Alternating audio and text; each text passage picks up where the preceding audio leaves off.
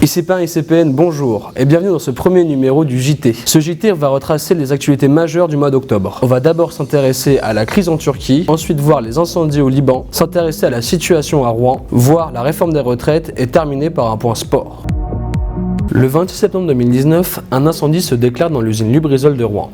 La cause de l'incendie de cette usine classée Seveso reste encore inconnue.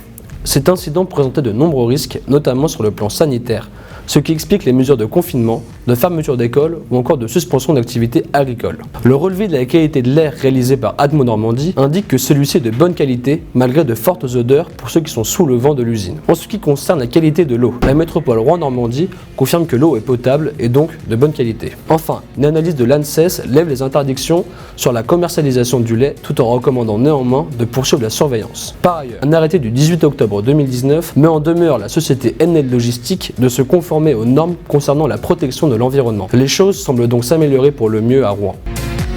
15 morts et des milliers de civils en fuite. L'armée turque est passée à l'offensive lundi 14 octobre. La Turquie a en effet lancé une opération pour faire reculer les Kurdes dans le nord de la Syrie. Une offensive qui a créé un tollé international, notamment parce qu'elle pose le problème des combattants islamistes engagés côté turc ou prisonniers côté kurde. Une réelle inquiétude internationale prédomine ces derniers jours, du fait de cette collusion assez problématique de la Turquie avec les groupes islamistes, alors même que les Kurdes sont nos principaux partenaires dans la lutte contre le terrorisme et qu'ils détiennent aujourd'hui plus de 12 000 terroristes islamistes. La communauté internationale, indignée par cette question, s'inquiète en se demandant si le Moyen-Orient n'est pas en passe de redevenir le théâtre de graves troubles suscités par l'antagonisme chronique entre les nationalistes kurdes et les divers États qui les abritent.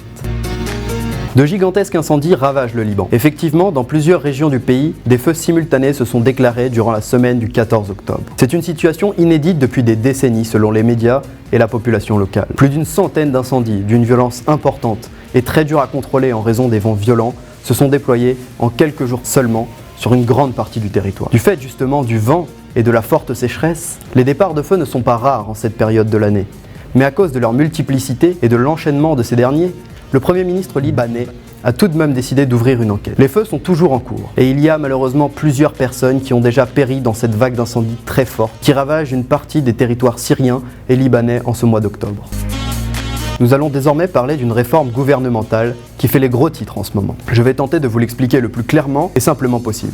La réforme des retraites. Les 42 régimes de retraite présents aujourd'hui vont disparaître afin de laisser place à un régime universel qui soit le même pour tous. Pour les salariés du privé, fini la prise en compte des 25 meilleures années. Et pour les fonctionnaires, terminez la référence aux 6 derniers mois. Toute la carrière de tout travailleur sera désormais prise en compte. Les actifs cumuleront désormais des points qui leur permettront d'alimenter leur compte retraite. Cette réforme des retraites a pour but d'inciter les Français à travailler plus longtemps. L'âge légal du départ à la retraite ne bouge pas, il reste fixe, à 62 ans. Mais un âge d'équilibre, c'est-à-dire un âge auquel un travailleur pourra partir et bénéficier pleinement de sa pension de retraite sera lui fixé à 64 ans. Si l'on part avant cet âge, il y aura une décote. En revanche, si l'on part après, il y aura une surcote, jusqu'à 5% par année travaillée supplémentaire. Les syndicats sont contre cette réforme et appellent à manifester.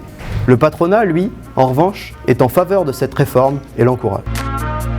Ce mois d'octobre 2019 a été très intense sur le plan sportif, grâce notamment à la Coupe du Monde de rugby 2019 au Japon. Les phases de poule ont été marquées par la victoire du Japon sur l'Irlande, mais aussi par le passage du typhon Hagibis qui a annulé plusieurs matchs sans répercussion pour la phase suivante, mais qui a aussi causé 66 morts, 13 disparus et 30 blessés graves. Toutes nos pensées vont évidemment aux familles des victimes. Le 15 de France a aussi surpris en passant les poules, mais s'est fait éliminer en quart de finale par le Pays de Galles, match marqué par un coup de coude de Sébastien Vahaina et un en avant non signalé, donnant la victoire aux Gallois. Ce mois est aussi marqué par la reprise des phases qualificatives de football pour l'Euro 2020 qui est organisée sur plusieurs États européens. Notons que la France est sur la voie de la qualification et que 6 pays, l'Espagne, l'Ukraine, la Pologne, la Belgique, la Russie et l'Italie, sont d'ores et déjà qualifiés. Enfin, il est aussi important de noter la reprise de plusieurs championnats nationaux et notamment la NBA qui a repris dans la nuit du 22 au 23 octobre 2019. Une saison qui va être des plus importantes tant la free agency a été intéressante.